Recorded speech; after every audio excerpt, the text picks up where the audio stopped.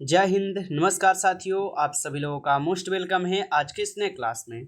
साथियों, आज के इस क्लास में हम सभी लोग जो है पढ़ने वाले हैं बीएसएससी कार्यालय परिचारी भर्ती 2025 के एग्जाम के लिए most important previous year question को, जो कि साथियों आपके बीएसएससी कार्यालय परिचारी भर्ती 2025 के एग्जाम के लिए काफ़ी ही इम्पोर्टेंट है। तो आप सभी लोग जो इस क्लास को बिल्कुल अच्छी तरीके से लास्ट तक देखिएगा और इस क्लास में दिए जाने वाले सभी क्वेश्चन को आप अच्छी तरीके से जरूर याद कर लीजिएगा, जिससे कि आप सभी लोग जो है अपने एग्जाम में सभी क्वेश्चन को आसानी तरीके से बना पाएंगे।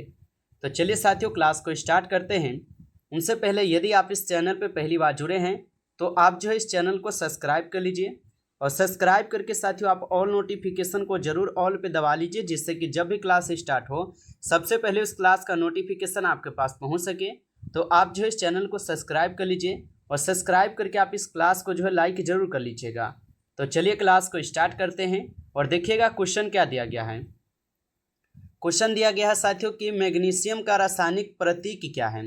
साथियों, सभी क्वेश्चन बिल्कुल इंपॉर्टेंट और सिलेक्टेड क्वेश्चन लिए गए हैं, जिससे कि आपके पेपर में 100% यहाँ से प्रश्न सीधे सीधे छपने वाले हैं। तो अच्छे से आप जो इन क्वेश्चन को याद कर लीजिएगा। बताइए कि मैग्नीशियम का रासायनिक प्रतीक क्या है। तो मैग्नीशियम का रासायनिक प्रतीक हो जाएंगे साथियों Mg। ऑप्शन यहाँ पे आपका 20 सही जवाब है, Mg आप लोग याद रखिएगा। चलिए अगला प्रश्न देखिएगा कि भारत का राष्ट्रीय पशु बाघ को कब राष्ट्रीय पशु घोषित किया गया था। बताइए साथियों कि भारत का राष्ट्रीय पशु बाघ को कब भारत का यहाँ पे राष्ट्रीय पशु घोषित किया गया था। तो इनको घोषित किए गए थे 1973 को। ऑप्शन सी इस क्वेश्चन का सही जवाब है, 1973 को। अगला प्रश्न देखिएगा आप सभी लोग कि विश्व का सबसे ऊंचा पठार पामीर का पठार किस देश में स्थित है। बताएंगे साथियों कि विश्व का सबसे ऊंचा पठार पामीर का पठार किस देश में स्थित है। इस क्वेश्चन का सही जवाब ऑप्शन यहाँ पे क्या हो जाएंगे। तो ऑप्शन सी इस क्वेश्चन का सही जवाब है ताजिकिस्तान में हो जाएंगे। ऑप्शन सी यहाँ पे सही जवाब है ताजिकिस्तान में। अगला प्रश्न देखिएगा कि बुलंद दरवाजा किसने बनवाया था। साथियों, सभी क्वेश्चन काफ़ी इंपॉर्टेंट और वीवीआई क्वेश्चन है, इनको आप अच्छे से जरूर याद कर लीजिएगा, क्योंकि यहाँ से प्रश्न आपके पेपर में 100% पूछे जाएंगे। बताइए कि बुलंद दरवाजा किसने बनवाया था। तो बुलंद दरवाजा को बनवाए गए थे अकबर के द्वारा। ऑप्शन सी इस क्वेश्चन का सही जवाब है, अकबर के द्वारा। अगला प्रश्न देखिएगा, भारत के पहले फील्ड मार्शल कौन थे। बताइए साथियों कि भारत के पहले फील्ड मार्शल कौन थे। तो भारत के पहले फील्ड मार्शल कौन थे, इस क्वेश्चन का आपका सही जवाब क्या हो जाएंगे। तो ऑप्शन बी यहाँ पे आपका बिल्कुल सही जवाब है, आप याद रखिएगा इनको। अगला प्रश्न है आपका कि भारतीय संविधान में संपत्ति का यहाँ पे अधिकार अब क्या है। चलिए साथियों बताएंगे कि भारतीय संविधान में संपत्ति का अधिकार जो है अब क्या है। तो भारतीय संविधान में जो संपत्ति का अधिकार है अब इसको मौलिक यहाँ पे क्या है तो कानूनी अधिकार बना दिए गए हैं। ऑप्शन यहाँ पे आपका 20 सही जवाब हो जाएंगे। संपत्ति के अधिकार को अब क्या है तो कानूनी अधिकार बना दिया गया है। आगे देखिएगा क्वेश्चन है यहाँ पे आप लोग का, ध्वनि की गति हवा में लगभग कितनी होती है। तो ध्वनि की गति जो है हवा में लगभग कितनी होती है। तो ध्वनि की गति हवा में लगभग आपके 343 मीटर प्रति सेकेंड होते हैं। ऑप्शन सी इस क्वेश्चन का सही जवाब है, 343 मीटर प्रति सेकेंड। आगे देखिएगा क्वेश्चन है, कंप्यूटर में इंटरनेट ब्राउजर का उदाहरण कौन सा है। तो कंप्यूटर में इंटरनेट ब्राउजर का जो उदाहरण है यह क्या हो जाएंगे तो गूगल क्रोम हो जाएंगे। ऑप्शन सी इस क्वेश्चन का सही जवाब है, गूगल क्रोम हो जाएंगे, याद रखिएगा। अगला प्रश्न है आपका कि भारत का सबसे बड़ा डेल्टा सुंदरवन डेल्टा किन नदियों द्वारा बनता है। तो भारत का सबसे बड़ा डेल्टा सुंदरवन डेल्टा किन नदियों द्वारा बनता है। तो इस क्वेश्चन का आप सही जवाब ऑप्शन बी कीजिएगा, गंगा और ब्रह्मपुत्र द्वारा। ऑप्शन यहाँ पे आपका 20 क्वेश्चन का सही जवाब है। चलिए अगला प्रश्न देखिएगा साथियों, क्वेश्चन है कि जस्ता का यहाँ पे रासायनिक प्रतीक क्या है। बताएंगे कि जस्ता का रासायनिक प्रतीक क्या हो जाएंगे। तो जस्ता का जो रासायनिक यहाँ पे आपका प्रतीक है ये आपके Zn हो जाएंगे। तो ऑप्शन यहाँ पे आपका 20 सही जवाब है, Zn हो जाएंगे। अगला प्रश्न है आपका, भारत का राष्ट्रीय पक्षी मोर को कब जो है ना राष्ट्रीय पक्षी घोषित किया गया था। तो भारत का राष्ट्रीय पक्षी मोर को कब जो है ना भारत का राष्ट्रीय पक्षी घोषित किया गया था। तो इनको घोषित किए गए थे 1963 को। ऑप्शन यहाँ पे आपका 20 सही जवाब है, 1963 को। अगला प्रश्न देखिएगा कि विश्व का सबसे गहरा महासागर प्रशांत महासागर की औसत गहराई कितनी है? बताएंगे साथियों कि विश्व का सबसे गहरा महासागर प्रशांत महासागर की औसत गहराई कितनी है? तो इनकी गहराई लगभग 4000 मीटर है। ऑप्शन यहाँ पे आपका 20 सही जवाब है। लगभग 4000 मीटर है इनकी गहराई। चलिए अगला प्रश्न देखिएगा। क्वेश्चन है, चार मीनार किस शहर में स्थित है? साथियों अभी तक आप जो है इस क्लास को लाइक नहीं किए हैं तो आप इस क्लास को एक बार लाइक कर लेंगे ज़्यादा से ज़्यादा, और चैनल पे पहली बार यदि आप जुड़े हैं तो आप इस चैनल को भी सब्सक्राइब करके ऑल नोटिफिकेशन को आप दबा लीजिएगा, ताकि जब भी क्लास स्टार्ट हो सबसे पहले क्लास का नोटिफिकेशन आपके पास पहुंच सके। तो आप जो है इस चैनल को भी सब्सक्राइब जरूर कर लीजिएगा। अगर आपको PDF चाहिए रिवीजन के लिए तो कमेंट में जरूर बताइएगा आप।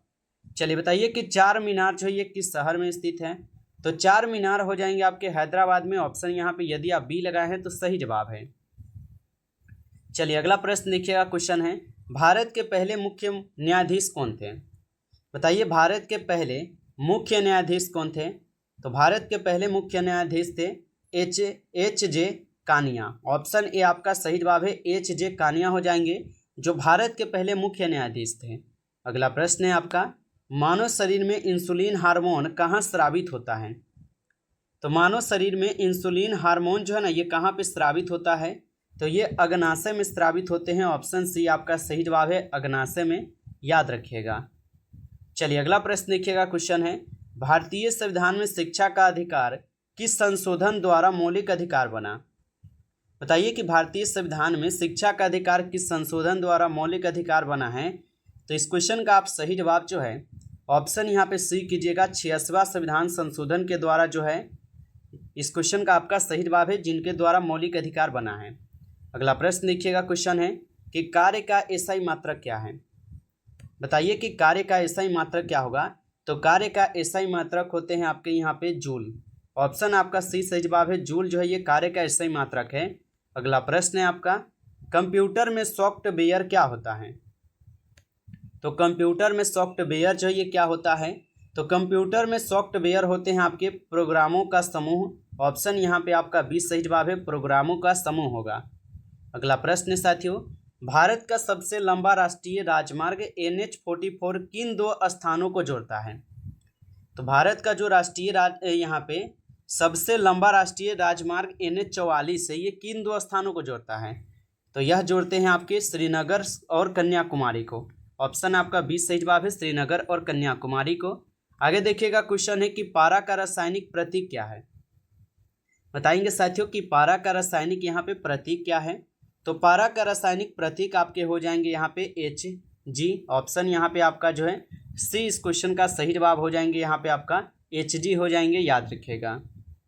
अगला प्रश्न है, विकारी और अविकारी शब्दों के कितने भेद हैं? बताएंगे साथियों विकारी और अविकारी शब्दों के कितने भेद हैं? तो विकारी और अविकारी शब्दों के कुल 8 भेद होते हैं। ऑप्शन यहाँ पे आपका डी सही जवाब है, 8 भेद है, याद रखिएगा इनको। अगला प्रश्न है कि कवि का स्त्रीलिंग रूप क्या है? चलिए बताइएगा कवि का स्त्रीलिंग रूप क्या होगा? तो कवि का स्त्रीलिंग रूप यहाँ पे यदि आप सी लगाए हैं तो आपका सही जवाब है कवित्री हो जाएंगे। ऑप्शन सी सही जवाब होगा आपका। अगला प्रश्न है, गोल विशेषण है। बताएंगे साथियों गोल जो है ना ये विशेषण हो जाएंगे। तो गोल जो है ये आपके गुणवाचक विशेषण हो जाएंगे। ऑप्शन आपका सी सही जवाब है, गुणवाचक विशेषण है गोल, इनको आप याद रखिएगा। चलिए अगला प्रश्न है आपका यहाँ पे कि छ, त्र और ज्ञ ये तीनों कौन सा यहाँ पे व्यंजन है? बताएंगे छ, त्र और ज्ञ जो है ये तीनों कौन सा व्यंजन होगा? तो ये आपके संयुक्त व्यंजन हो जाएगा। ऑप्शन है आपका सही जवाब है, संयुक्त व्यंजन। अगला प्रश्न है, माँ ने बच्चों को सुलाया, इस वाक्य में को जो है ये किस कारक की विभक्ति है? तो माँ ने बच्चों को सुलाया, इस वाक्य में जो ये को है ये कौन से कारक की विभक्ति हो जाएंगे? तो ये आपके कर्म कारक की विभक्ति हो जाएंगे। ऑप्शन आपका 20 सही जवाब है। चलिए आगे क्वेश्चन है, नाक कौन सा शब्द है? बताएंगे आप सभी लोग नाक जो है ना ये कौन सा शब्द है? तो नाक हो जाएंगे आपके रूढ़ शब्द। ऑप्शन आपका यहाँ पे बी हो जाएंगे, रूढ़ शब्द है, याद रखिएगा इनको। अगला प्रश्न है, वह कुल्हाड़ी से वृक्ष काटता है, इस वाक्य में से किस कारक की विभक्ति है? बताएंगे आप लोग कि वह क्या है? तो कुल्हाड़ी से वृक्ष काटता है, और इस वाक्य में जो ये से हैं ये किस कारक की विभक्ति हो जाएंगे? तो ये हो जाएंगे करण कारक के। ठीक है, ऑप्शन सी लगाए हैं आप तो सही जवाब है करण कारक के हो जाएंगे। आगे देखिएगा क्वेश्चन है, निम्नलिखित में से अशुद्ध शब्द है, बताएंगे साथियों। निम्नलिखित में से यहाँ पे अशुद्ध शब्द जो है ना हो जाएंगे। तो यहाँ पे आप लोग का अशुद्ध शब्द कौन सा है? साप्ताहिक। ऑप्शन ए आपका यहाँ पे सही जवाब है, साप्ताहिक जो ये क्या है तो आपका अशुद्ध शब्द है, इनको याद रखिएगा। चलिए अगला प्रश्न है, समुच्चय का सही संधि विच्छेद क्या है? बताएंगे साथियों कि समुच्चय का यहाँ पे सही संधि विच्छेद क्या होगा। तो समुच्चय का जो यहाँ पे आपका सही संधि विच्छेद होगा ये क्या हो जाएगा? तो इस क्वेश्चन का आपका सही जवाब जो है ऑप्शन यहाँ पे बी हो जाएंगे, याद रखिएगा। ऑप्शन बी इस क्वेश्चन का आपका सही जवाब है, याद रखिएगा इनको। चलिए अगला प्रश्न देखिएगा, आप सभी लोग क्वेश्चन दिया गया है कि हिंदी में कितने लिंगों का प्रयोग होता है? बताइए कि हिंदी में कितने लिंगों का प्रयोग होता है? तो याद रखिएगा हिंदी में जो है कुल 2 लिंगों का प्रयोग होता है। ऑप्शन यहाँ पे आपका बी इस क्वेश्चन का सही जवाब है, याद रखिएगा। नमस्कार साथियों, इस क्लास में कुल आपके जो है 60 तक क्वेश्चन थे, जो कि काफ़ी इंपॉर्टेंट और सिलेक्टेड क्वेश्चन थे ये सभी क्वेश्चन। साथियों यदि आपको ये क्लास अच्छा लगा हो तो आप इस क्लास को जो है लाइक ज़रूर कर लीजिएगा, और चैनल पे पहली बार यदि आप जुड़े हैं तो आप इस चैनल को जो है सब्सक्राइब कर लीजिए, और सब्सक्राइब करके आप ऑल नोटिफिकेशन को जरूर ऑल पे दबा लीजिए, जिससे कि जब भी क्लास स्टार्ट हो सबसे पहले क्लास का नोटिफिकेशन आपके पास पहुंच सके। तो आप जो इस चैनल को जरूर सब्सक्राइब कर लीजिएगा। चलिए फिर मिलते हैं आपसे एक नई टॉपिक के साथ नेक्स्ट क्लास में, तब तक के लिए जय हिंद जय भारत।